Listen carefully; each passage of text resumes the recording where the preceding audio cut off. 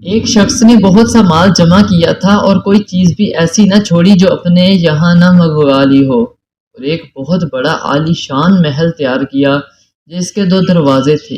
ان پر غلام محافظ مقرر کیے اور مکان کی تیاری کی بہت بڑی دعوت کی، جس میں اپنے سب عزیز و احباب کو جمع کیا، اور ایک بڑے عالی شان تخت پر ایک ٹانگ کھڑی کر کے دوسری ٹانگ اس پر رکھے بیٹھا تھا۔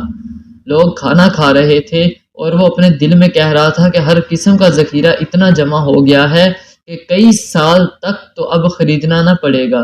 یہ خیال دل میں گزر ہی رہا تھا کہ ایک فقیر پھٹے کپڑے گردن میں فقیروں جیسا جھولا پڑا ہوا اور دروازے پر آیا اور اس زور سے کواڑوں کو پیٹنا شروع کیا، یعنی دروازہ کھٹکھٹانا شروع کیا کہ اس کے تخت تک آواز پہنچی۔ غلام دوڑے ہوئے باہر آئے کہ یہ کون نامعقول ہے۔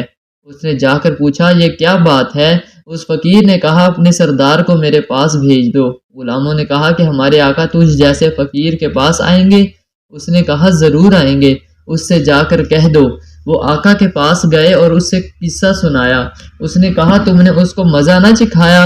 اتنے میں اس فقیر نے دوبارہ پہلے سے بھی زیادہ زور سے دروازے کو پیٹنا شروع کر دیا، جس پر دربان دوڑے ہوئے پھر دروازے پر آئے تو اس فقیر نے کہا کہ اس اپنے آقا سے کہہ دو کہ میں ملک الموت ہوں۔ یہ سن کر ان کے ہوش اڑ گئے اور آقا سے جا کر کہا۔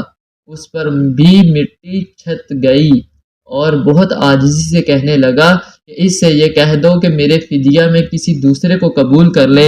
اتنے میں یہ فقیر اندر پہنچ گیا اور اس سے کہا کہ تجھے جو کچھ کرنا ہے کر لے، میں تیری روح قبض کیے بغیر واپس نہیں جا سکتا۔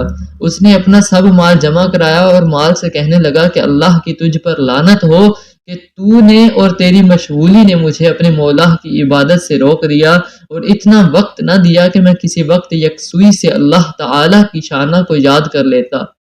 حق تعالی شانہ نے اپنی قدرت سے مال کو گویائی عطا کی۔ اس نے کہا، مجھے لعنت کیوں کرتا ہے؟